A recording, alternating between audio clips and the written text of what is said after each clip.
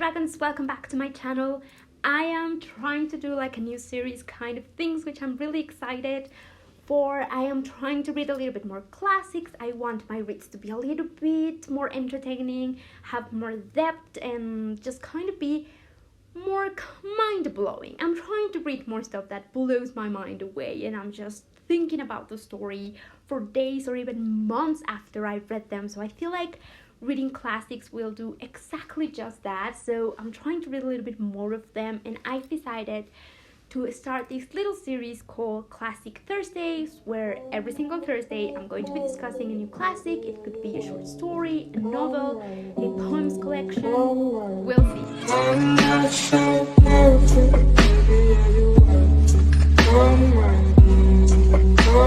Today I want to discuss The Yellow Wallpaper by Charlotte Perkins Gilman. I feel like it is very important, if we're going to get ourselves immersed into this book, to talk a little bit about the author. Now, she was a big feminist. You will be able to see this when you read the story. As well as a writer, she went through a little bit of mental illness problem with depression, and her doctor told her to just basically isolate herself for a little bit of time, and then she would be fine, to like not do anything.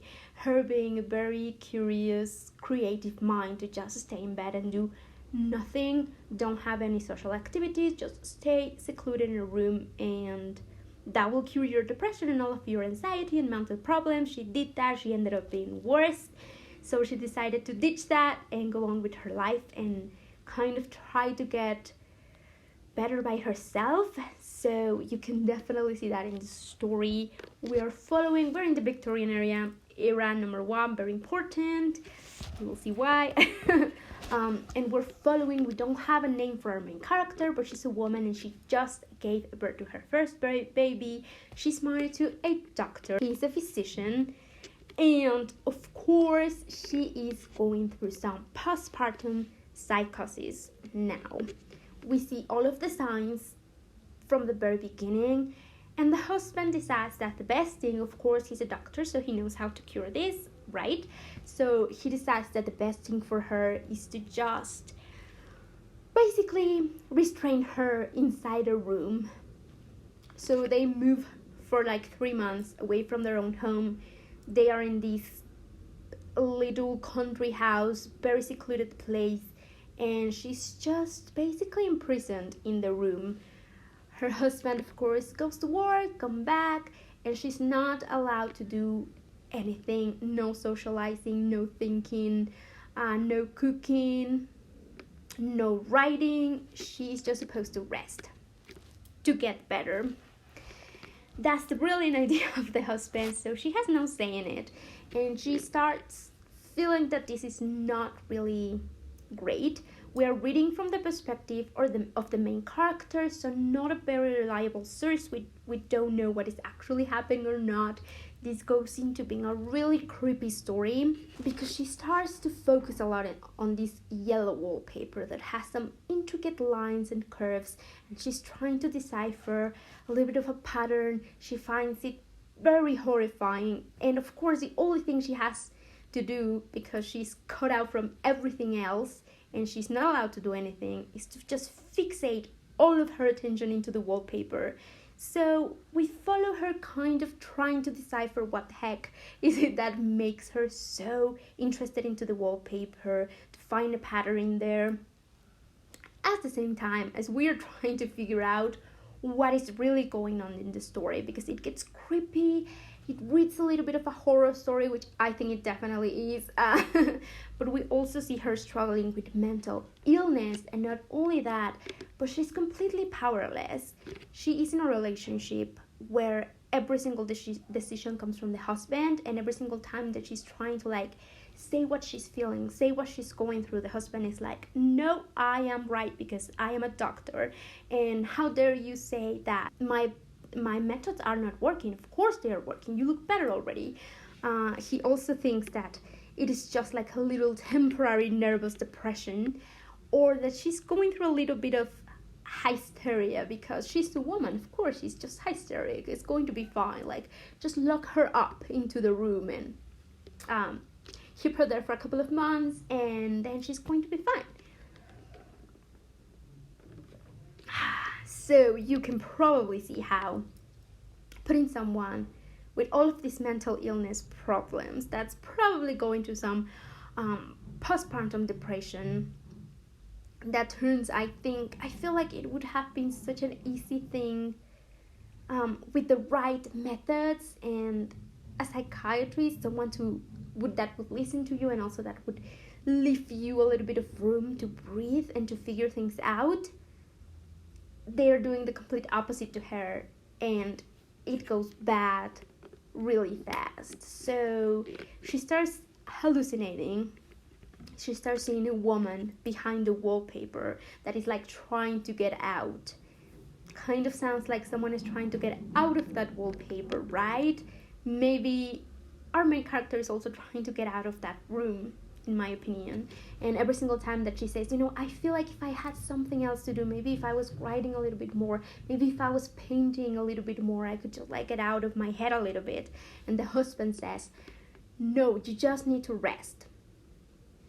And I'm a physician, and I'm the husband, the power of authority. And how can she say anything to that? And it's just so sad to see these, and so eye-opening of why we really need to be careful with mental illness. We need to talk about it.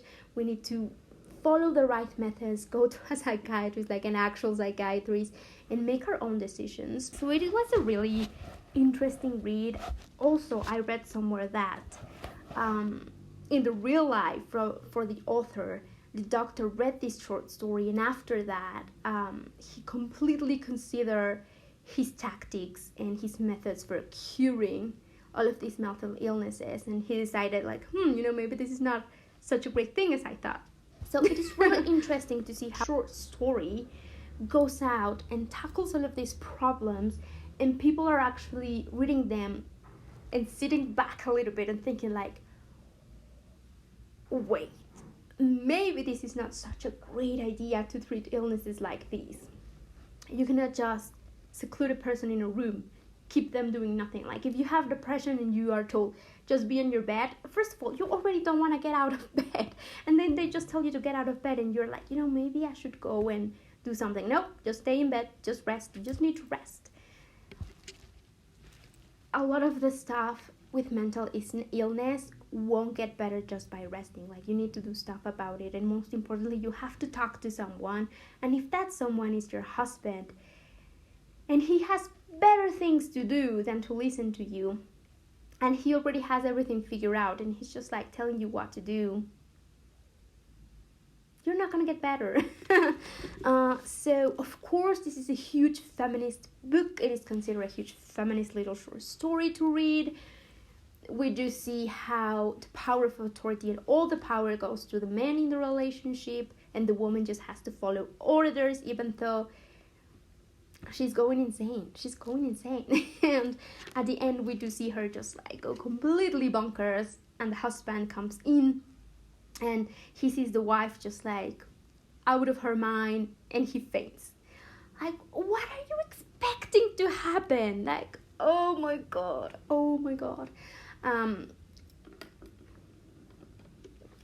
I would really, really like to hear your thoughts on it. If you have read it, I would like to know, what do you think about the story?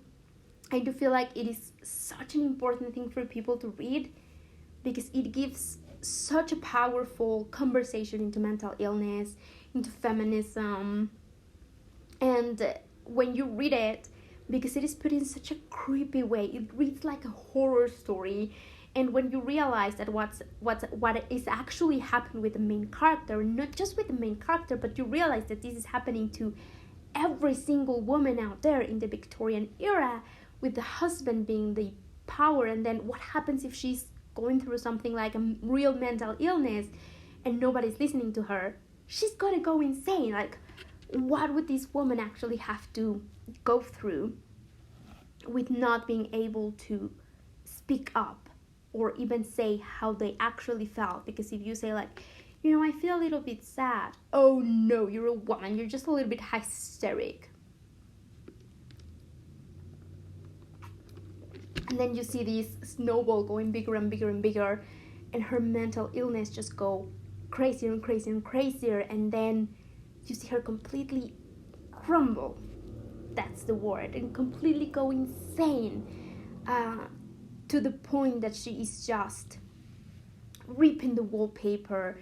I think she's like biting with her teeth the bed, and she's just like destroying everything. And just, you see that, and you see at the end her thoughts. And if you haven't read it, I don't want to give away like everything, but definitely read it, because it reads like a horror story, because everyone that went through something like that was living a horror story.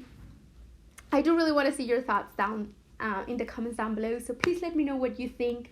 As always, make sure to like, comment, and subscribe to my channel if you haven't already, and I will see you, my beautiful book dragons, in my next video. Bye!